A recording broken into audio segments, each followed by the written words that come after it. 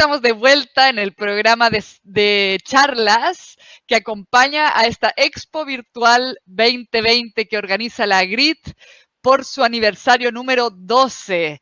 Y eso nuevamente lo quiero mencionar porque es de gran ayuda. No sería posible sin el apoyo de ProChile, la Cámara Chileno-Alemana de Comercio e Industria, la Comisión Nacional de Riego, German Water Partnership, el Gobierno de Victoria de Australia y la representación del Estado de Bayern para Sudamérica. Decidimos organizar esta expo en formato virtual por el hecho de que estamos atravesando una pandemia mundial por causa del coronavirus, pero también hemos visto todos los beneficios que nos brinda tener una expo virtual, partiendo por el hecho de que ya da lo mismo el lugar que estés, puedes acceder y visitar tecnología de Chile sin tener que moverte en un avión y pagar todos los costos asociados. También este programa de charlas se ve beneficiado por lo mismo porque hemos tenido expositores hoy día ya desde la Ciudad de México, desde Berlín, de Alemania. Entonces, eso hace posible un intercambio mucho más fácil y menos costoso y también con menor impacto en el medio ambiente, de poder intercambiar experiencias en estos temas tan relevantes que son agua y energía. Así que, bueno, ahora vamos a iniciar el segundo bloque de la mañana, entonces, y para eso está con nosotros ahora Iván. Iván nos va a hablar un poco sobre un segundo que se me pegó aquí, la desalinización y el reuso de agua y nuevas fuentes de agua para la agricultura. Ivo Radic es representante general de la Asociación Latinoamericana de Desalación y Reuso de Agua, que se llama ALADIR. Así que, Ivo, te queremos dar una muy cordial bienvenida y estamos muy contentos de contar contigo porque el tema que tú nos presentas es de alta relevancia, que son justamente en tiempos de sequía nuevas fuentes de agua. Así que te dejo a ti, vamos a cargar tu presentación y el escenario es todo tuyo. Muchas gracias, Anika. En realidad Iván no está mal porque mi nombre de bautizo es Iván, pero todo el mundo me dice Ivo, así que válido, absolutamente.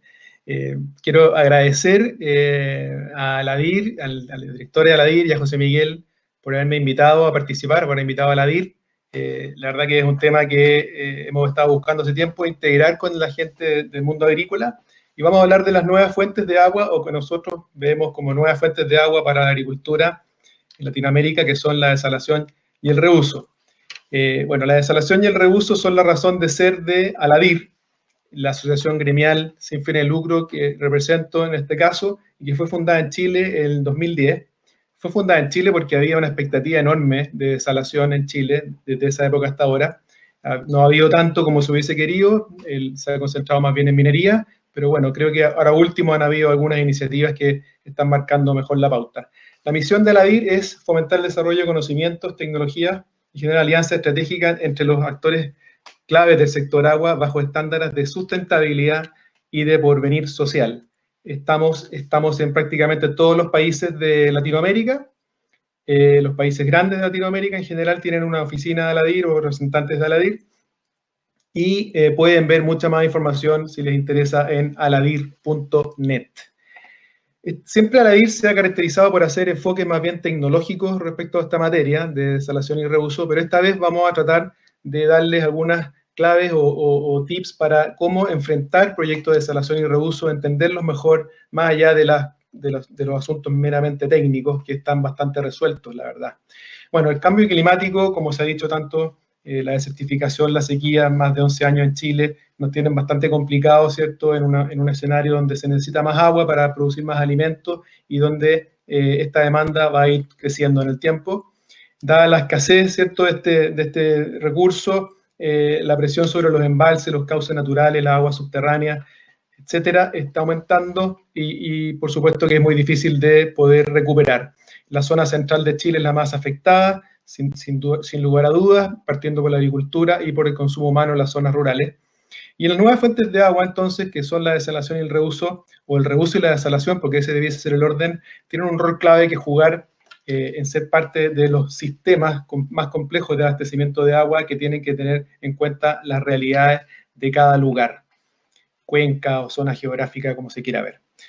En la mañana estaba presentando Héctor de ProChile y decía que en México el consumo de la agricultura era el 76% del consumo de agua del país. Bueno, en Chile es el 88%, es más relevante aún. Y los otros consumos pasan a ser bastante secundarios mirados en ese contexto. Incluso la minería, que tiene la fama como de ocupar tanta agua, no llega al 4%.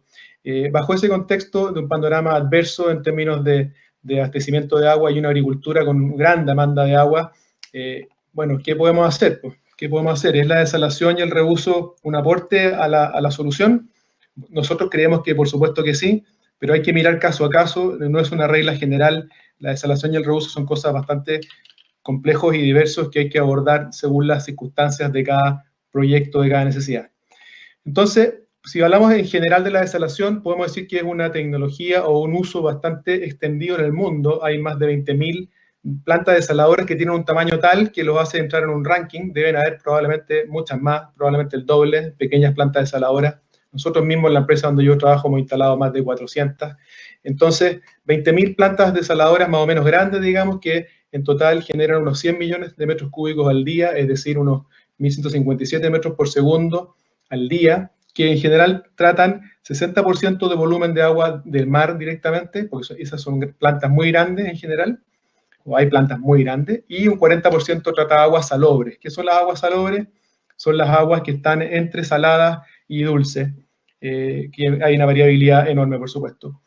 Respecto a dónde se desala más, sin duda el Medio Oriente es lo más fuerte, el norte de África, en Estados Unidos, en Asia, y en Latinoamérica solo un 6% que está dado principalmente por las grandes mineras, en Chile casi todas, algunas en Perú, y muchos resorts y instalaciones turísticas en el Caribe. Respecto al fin o al objeto directo del agua desalada, normalmente es agua potable, ¿cierto?, para consumo humano, industria y en un pequeño porcentaje, solo un 2%, el riego. Respecto a cómo desalar, existen dos métodos, el antiguo y el más nuevo, digamos. El antiguo es la térmica, que es condensación básicamente, que requiere mucha energía, que se sigue usando en algunos países donde la energía es prácticamente libre, como el Medio Oriente, o principalmente los países petroleros. Y la osmosis inversa, que a pesar que ya tiene bastantes años en evolución, ha ido avanzando desde el punto de vista de la eficiencia y hoy día tiene un consumo energético que está en el global de la planta completa, considerando todos sus consumos de energía en torno a 3,5 kilowatts, 3 veces menos que lo que vendría siendo la alternativa térmica. Por esa razón, lo que aumenta en el mundo es prácticamente la osmosis inversa y no las demás tecnologías, y más del 70% de las plantas desaladoras del mundo y también las de Chile usan esta tecnología. ¿Cómo funciona esta tecnología? Esto ya es bastante sabido, pero aquí les quiero dar un poco más de información. En el fondo uno puede desalar cualquier cosa, por lo tanto cuando habla de una desaladora o una desalinizadora, primero debe preguntarse, ¿estamos hablando de desalar agua dulce de la llave, que cumple con normas de agua potable? ¿Estamos hablando de desalar agua salobre, que tiene 2.000, 3.000, 5.000, 8.000, 15.000 partes por millón de sólido? ¿O estamos hablando de agua de mar? Es muy importante entenderlo, puesto que las condiciones de operación son muy diferentes, las presiones de trabajo son muy diferentes y por tanto las materialidades que se usan para construir esos equipos son muy diferentes. El concepto es el mismo, entra agua con una condición salina, ¿cierto? Pasa por la membrana y la membrana divide la corriente en dos, una más salina, en el caso del agua de mar es alrededor de un 80% más de salinidad, con una conversión de entre 40 y 50%, es decir, entran 100 litros, salen 50 de salado máximo, y el permeado de un agua desalada de agua de mar va a tener en torno a 400, 700 partes por millón de sólidos totales disueltos. Se puede decir también que a mayor salinidad es menor la recuperación, y como tip también a menor temperatura, es decir, si el agua está más fría, el consumo de energía es mayor, puesto que la presión también necesaria es mayor. También cuando hablamos de desalación, al mismo tiempo de preguntarnos de qué agua vamos a desalar, de qué fuente, también tenemos que preguntar de qué tamaño. No es lo mismo una planta desaladora como la que se ve a la izquierda, que es la más grande de América, la de Carlsbad, inaugurada hace pocos años, o una pequeña planta desaladora para una caleta de pescadores, en este caso, que se alimenta con energía solar. Sin embargo, cuando hablamos de desalación, en general no se hace una discriminación de estamos hablando de un equipo de desalación que puede desalar agua para un par de casas, o una planta desaladora que puede ser muy grande o puede ser tan pequeña como para ser puesta en contenedores y llegar a caudales de, por ejemplo, 50 litros por segundo. ambas cosas son muy distintas y en algún punto incluso las economías de escala no se dan entre medio en el fondo, siendo mucho más eficiente una planta modular que una mega planta con obras civiles, tremendas obras marinas, estudios, trámites, etc. Entonces es muy importante también que cuando algún día tengamos regulación, la regulación considere si es un equipo de desalación o es una obra de infraestructura. Por lo mismo, como es tan distinto el origen del agua, el tamaño de la planta y la geografía donde está instalada, los costos que puede tener el agua desalada, considerando CAPEX, OPEX y el costo financiero, pueden ser muy diversos. La misma planta o una planta muy similar en el Medio Oriente puede tener un costo de $0.50 al metro cúbico y en México un 90 centavos. Lo mismo, una planta más pequeña, en containers, por ejemplo, puede tener un costo de $1.50 en México o en Chile, pero en el Medio Oriente, en el Caribe puede costar $3 el metro cúbico, dado los altos costos energéticos. Entonces, resumiendo esta diapositiva, podemos decir que el costo estaría entre $0.50 y $1.50 con bastante seguridad, pero luego hay que ir a los pormenores del proyecto para poder realmente definir cuál va a ser mi target de costo del agua desalada.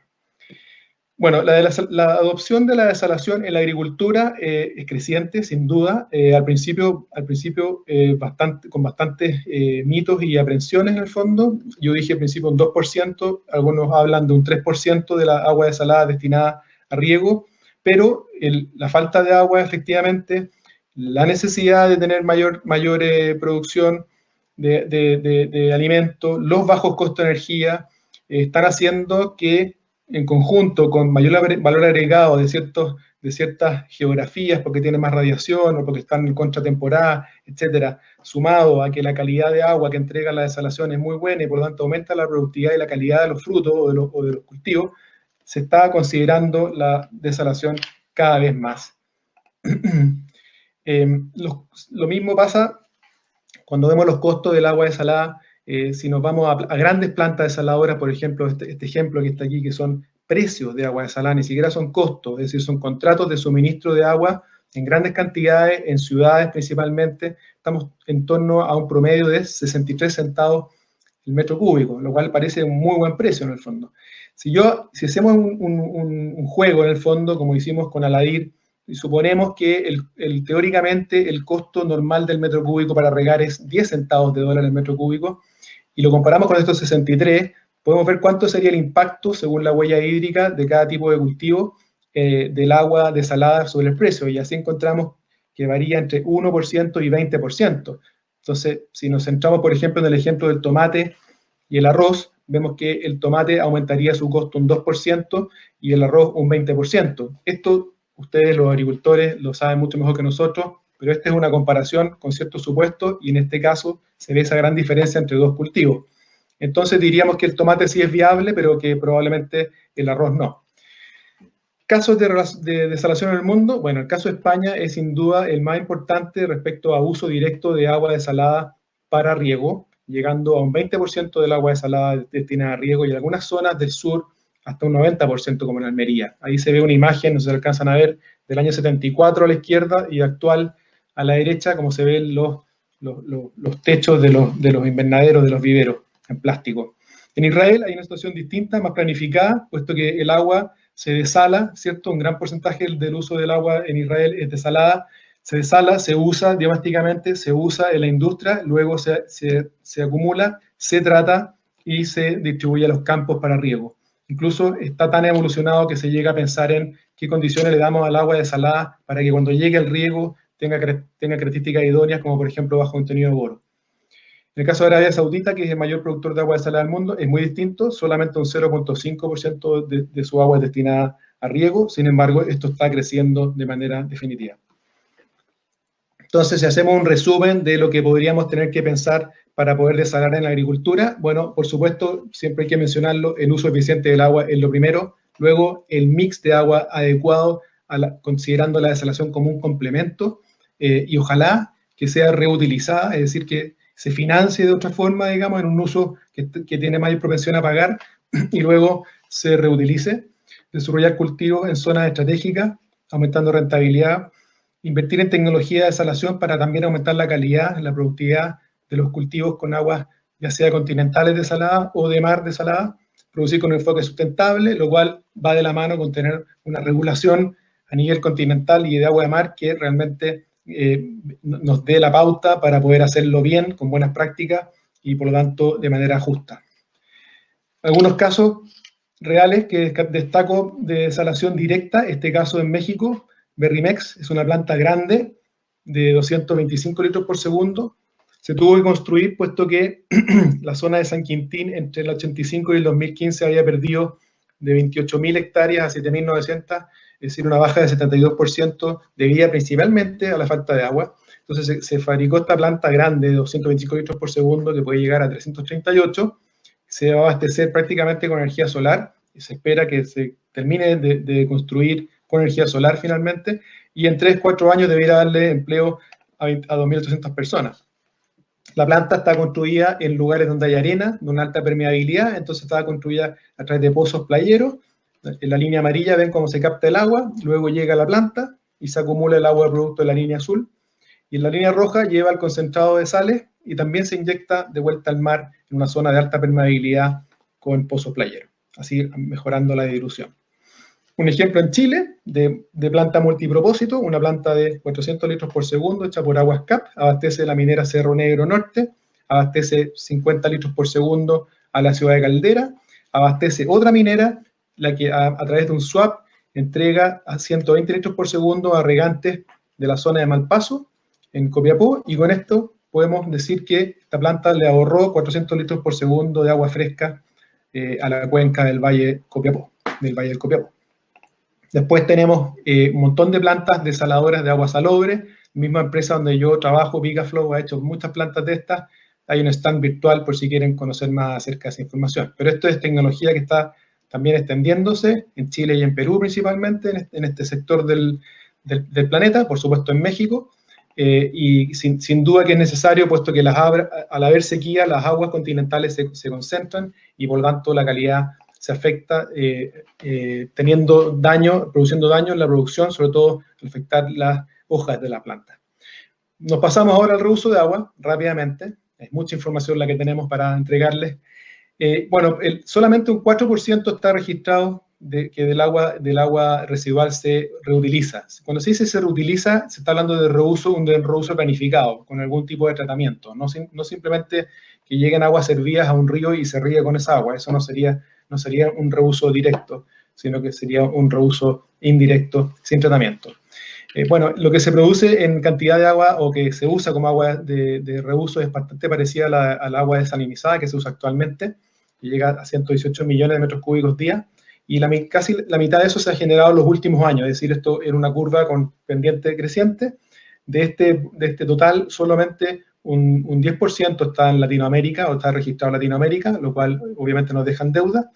Y respecto al uso final del agua reutilizada, la agricultura es sin duda el mayor uso, luego el riego de parques, el uso industrial y otros más. En algunas partes del mundo estamos llegando a reuso indirecto como agua potable, es decir, lo vierto en un lago, luego lo saco y la potabilizo, o la vierto en un río, luego la saco y la potabilizo, o incluso reuso directo como hay en algunas partes del mundo ya desde hace bastante tiempo.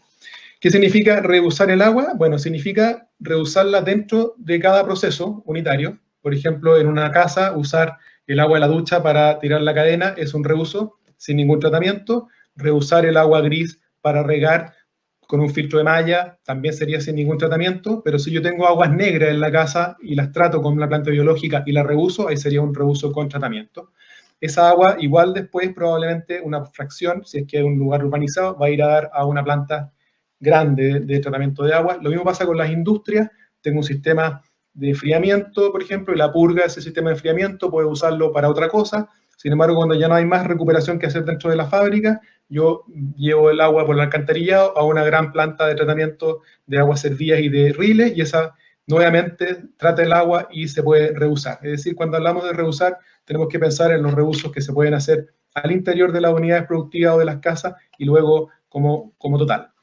¿Para qué? Para que esa agua que se reusó y se trató y se pueda volver a reusar en otras aplicaciones también, como agricultura, como industria de nuevo, etc. El reuso de agua en Latinoamérica tiene un gran potencial porque es la zona más urbanizada del planeta, entonces hay grandes concentraciones de personas generando millones de metros cúbicos de agua, 30 kilómetros cúbicos de agua residual al año se generan, y esas podrían terminar siendo agua de riego si hubiese una organización mucho más clara a ese respecto. Las Naciones Unidas dicen que esto es clave en el rol de la agricultura para poder garantizar que se haga de manera sostenida, productiva y saludable, es decir, es un deber reutilizar los efluentes. Como les explicaba antes, los reusos pueden ser directos o indirectos. En general, no hay catastros muy confiables respecto de lo que se está haciendo, pero se concluye de esto que lo que tenemos que hacer es planificar y tratar el agua, o sea, planificar el reuso y tratar el agua para poder controlar también la calidad. Entonces, desafío, como esta agua es más barata que el agua desalada, sin ninguna duda, tenemos que disponer de la mayor cantidad de ella, tratarla y planificar su uso. Aplicar las tecnologías que garanticen la seguridad del uso de esta agua en la aplicación que sea, pero tampoco que se nos pase la mano en demasiada tecnología, puesto que puede hacerla ineficiente. Y regular correctamente y generar los incentivos adecuados de manera a aumentar la disponibilidad del recurso. Algo que nos falta en casi todos los ámbitos en este tema. Respecto a los casos de éxito que seleccionamos, tenemos uno en Mendoza, en la zona de Mendoza vitivinícola. Está bastante bien regulado y bien planificado, entonces prácticamente todas las aguas de las plantas de efluentes de aguas servidas se están usando en riego, no se vierte a cauces naturales, hay una normativa de vuelco cero que le llaman, o cero descarga, y esto ha permitido incrementar la superficie cultivada, conservar la superficie, si se conserva la existente, liberar agua fresca para su utilización en abastecimiento poblacional. Esto proporciona nutrientes a los cultivos, ¿cierto? Una especie de fertirrigación. Elimina la contaminación de cauces superficiales, puesto que no hay salidas de régimen o mal funcionamiento de plantas de efluentes. Y se posibilita un tratamiento adicional del efluente en el suelo, permitiendo recargar acuíferos, que es otra de las objetivos de la desalación y el reuso, es decir, no solamente suplir el agua que nos falta para gastarla, sino que también poder suplir el agua que nos falta para llegar a los caudales ecológicos. Una planta grande en México, parecido a lo que tenemos en Santiago, según la información que yo tengo de Aladir, la planta que entrega 42 metros cúbicos por segundo de agua tratada, sí, se usa para regar 90.000 hectáreas. Entiendo que los agricultores pagan por eso, es algo que es información que estoy procesando todavía para poder ratificarla, pero entiendo que así es. Una planta más pequeña, aquí sí me consta, una planta más pequeña que tiene una capacidad de 1.050 litros por segundo, hace dos cosas. Por una parte, le entrega agua a una termoeléctrica que consume mucha agua en el sistema de enfriamiento, aquí también tenemos algunas, y luego el resto del agua lo entrega para riego para 500 hectáreas. Es decir, esto se puede hacer entre privados sin ningún problema. En Perú hay una planta muy grande que trata 1.8 metros cúbicos por segundo, es toda el agua de Arequipa y otros pueblos cercanos. Esta agua se junta, lo maneja un consorcio privado, entrega principalmente el agua a la minera Cerro Verde y el resto para riego, en una cantidad muy importante. ¿Por qué se usó agua de reuso en este caso, la minera, en vez de agua desalada? Porque es mucho más barato, estaba más cerca y no tenía que vencer 2.600 metros de altura y 100 kilómetros como tuvo que hacer escondida. Si a lo mejor hubiese habido una planta de agua servida en Antofagasta, habría sido bastante más económico, o en Calama también podría haber una planta grande que toda esa agua se llevara a las minas. Otro ejemplo en un mundo petrolero que es muy distinto, también aguas de bajo contenido de salino, pero con otro tipo de contaminantes. Se aplica incluso tecnología de osmosis inversa con una recuperación del 90%, y esta agua se reutiliza para riego alrededor de 920 litros por segundo, lo cual es bastante.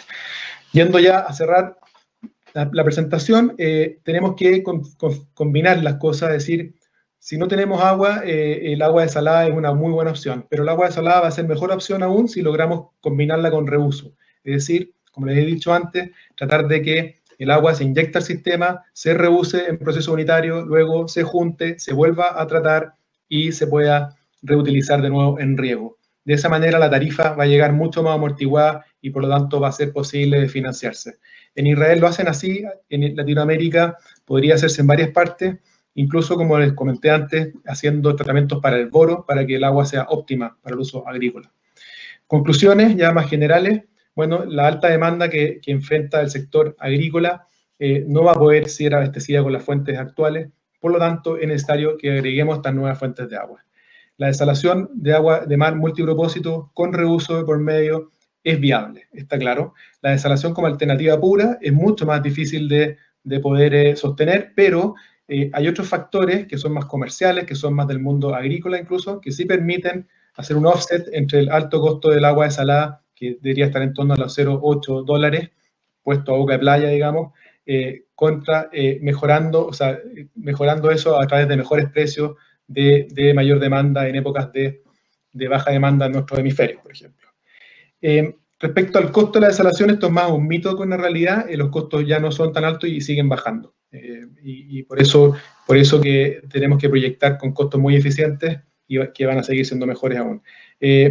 Por lo tanto, para poder expandir estas dos propuestas de nuevas fuentes de agua necesitamos regulación, que en el caso de Chile al menos es inexistente o muy pobre, que nos genera los incentivos adecuados, pero como eso va a tomar tiempo, esto es una idea propia, personal, digamos, tenemos que tratar de buscar soluciones privadas, acuerdos entre privados, caso a caso, antes de que alguien nos defina la ruta. Y otro punto muy importante mencionar, que tiene que ver tanto con la desalación como el reuso, tiene que ver con el tema cultural, puesto que no es tan simple aceptar que se pueda reusar agua, ni tampoco que se pueda tomar agua del mar. Así que también hay una deuda desde el punto de vista de la educación. Esa ha sido mi presentación. Les agradezco mucho por su tiempo y estoy absolutamente dispuesto a recibir todas las preguntas que puedan tener. Muchas gracias. Muchísimas gracias, Ivo, por esta interesante presentación. Estuvo muy interesante el hecho que tú dijeras que en sí el tratar agua es más económico que estar desalinizando agua. ¿Por qué crees tú que no se optó? Tú mismo estabas dando el ejemplo de Calama, Antofagasta, de realmente primero mirar lo que ya uno tiene y pudiera reutilizar, si es además a más bajo costo, que estar instalando al tiro las desaladoras. Bueno, yo creo que porque lamentablemente no nos hemos puesto de acuerdo, porque, bueno, en Antofagasta no hay planta de tratamiento de agua servida. Hay una pequeña fracción que se trata y se lleva a la zona de La Negra, y ahí algunas industrias la usan, la compran, una fundición, otra minera, etc. Es difícil saber por qué no se optó por una planta de tratamiento de agua servida y haber utilizado toda esa agua. Yo entiendo que hay proyectos hace muchos años, la misma situación en Arica.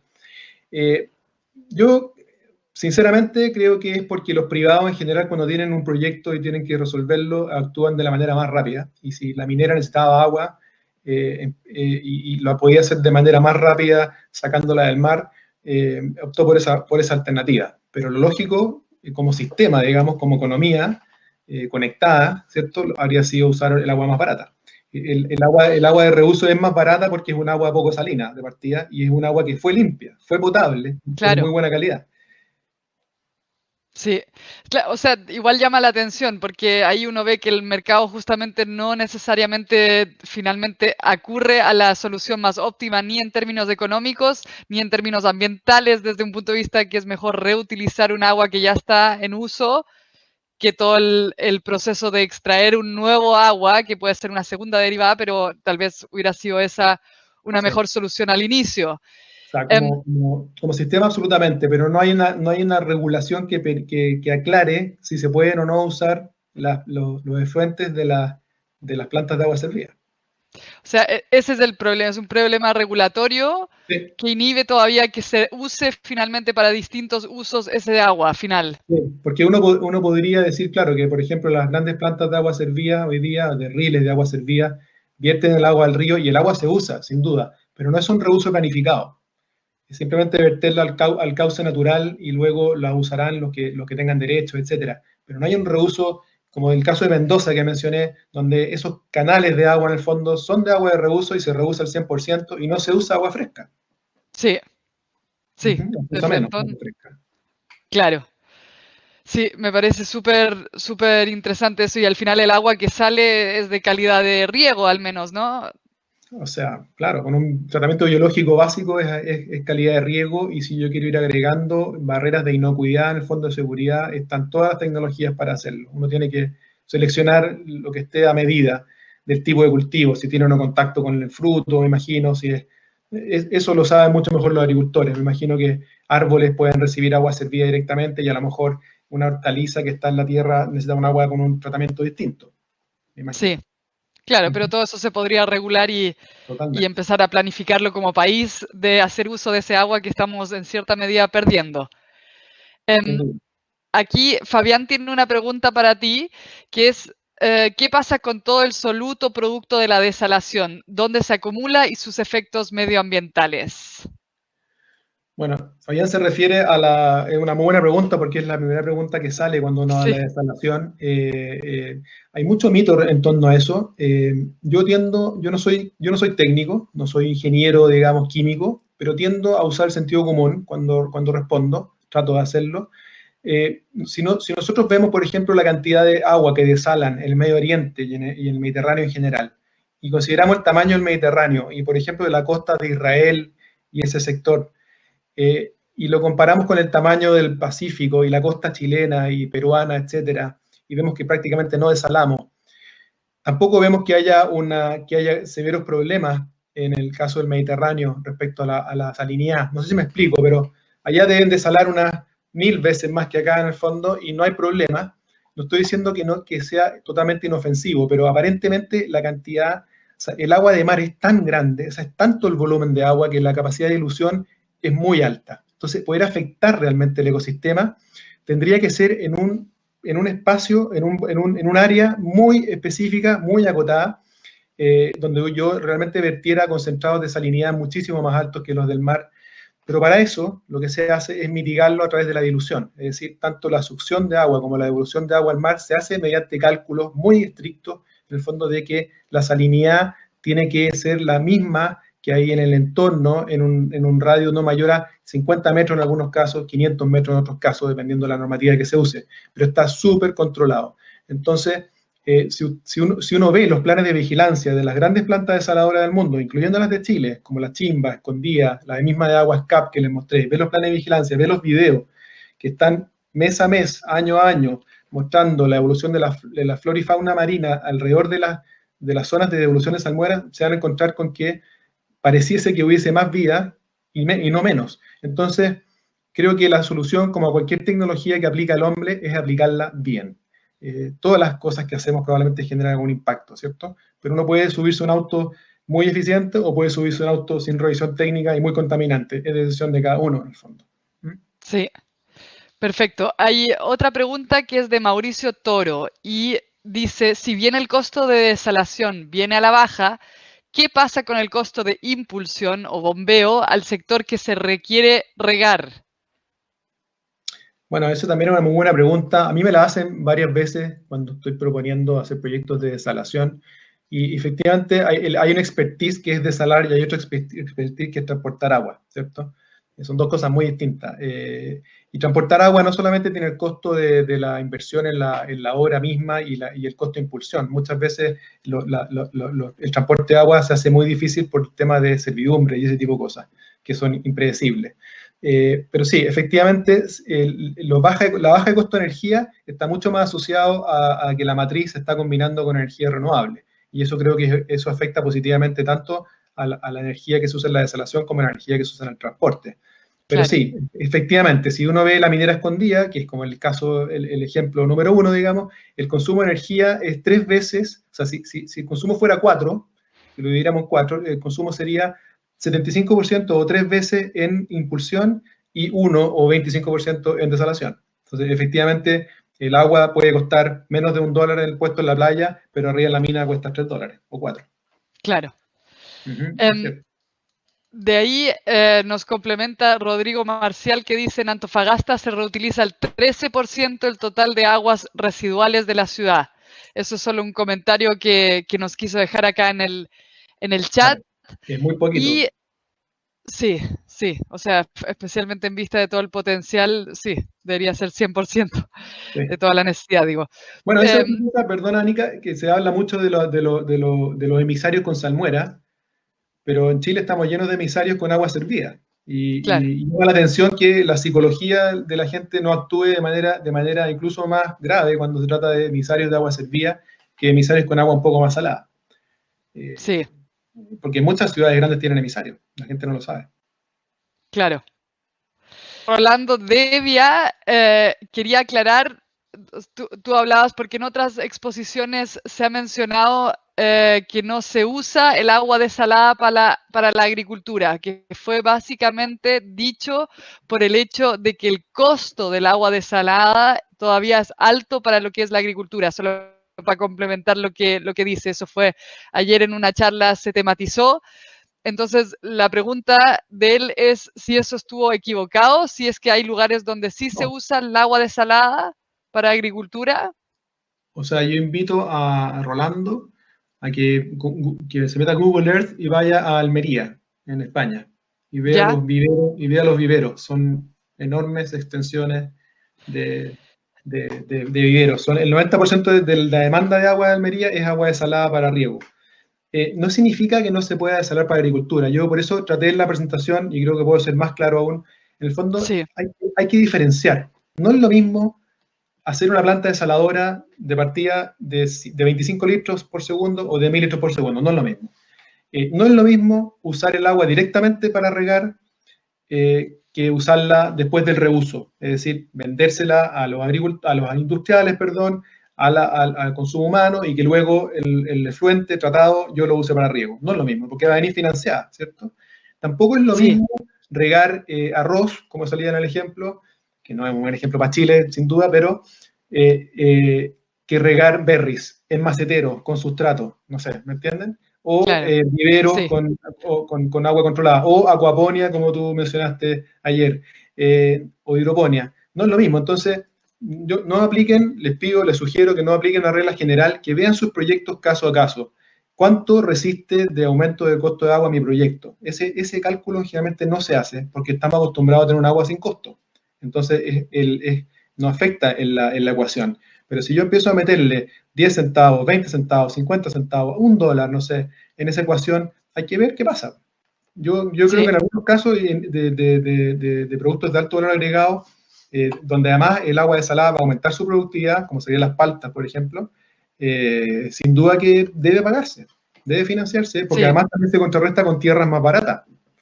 Sí, pero es justamente un poco la tónica de lo que fue también la exposición, que al final el tema de su uso depende de tu forma de cultivo, la realidad país en cuanto al costo del agua y también, claro, del producto final que sacas. Entonces, lo que tú Sí, dices está en línea con eso. En la realidad chilena todavía no es el caso. Entonces, claro, en ese caso en ese sentido es mejor aumentar la eficiencia por ahora y tal vez al futuro el escenario cambie y ahí ya tenemos otra necesidad o incluso en otras regiones tenemos otras necesidades. Entonces eso también puede ir variando. Y ahí viene la próxima pregunta, que es justamente desalinizar, y yo diría desalinizar y tratar agua versus carretera hídrica. ¿Cuál es la más viable económicamente a tu juicio? Pregunta Guillermo Rojas. bueno, yo no tengo conocimientos importantes respecto del tema de trasvase de agua. Sí sé que hay experiencias buenas y experiencias malas. Me da la impresión que aplica solo para comparar megaproyectos, porque no voy a hacer un canalcito, ¿cierto? Sino que tendría que ser un gran canal. Entonces, es difícil el análisis. En general, en el mundo, lo que crece son las plantas desaladoras y no los trasvases de cuenca. Eso es lo que más aumenta. Pueden haber casos puntuales donde sí convenga, deben ser buenos, como lo que ha ocurrido en Perú, donde en Perú ha sido un éxito traer agua de otras regiones para regar desiertos. Pero no sé si traer agua del sur, por ejemplo, de Chile, para regar más hacia el norte sea realmente apropiado. No sé si en términos de costo sea mejor, tampoco sé si desde el punto de vista ambiental sea mejor, porque yo me imagino que los organismos vivos que viven en una zona son distintos a los que viven en otra. No sé, solamente puedo decir que lo que aumenta en el mundo es la desalación de agua de mar por lejos, Sí, mucho más que los trasvases. sí, y bueno, lo que yo rescato de tu exposición, que es un poco lo que ha pasado con la desalinización versus reuso, es que para realmente elaborar una estrategia país y un plan país hay que tener claridad de los diferentes costos, de qué es lo que falta en la regulación para tomar la mejor decisión y planificar el escenario hídrico en ese sentido. O sea, yo creo que eso Eso, por lo menos a mí me queda muy claro con tu exposición, que ahí hay un trabajo tal vez pendiente incluso.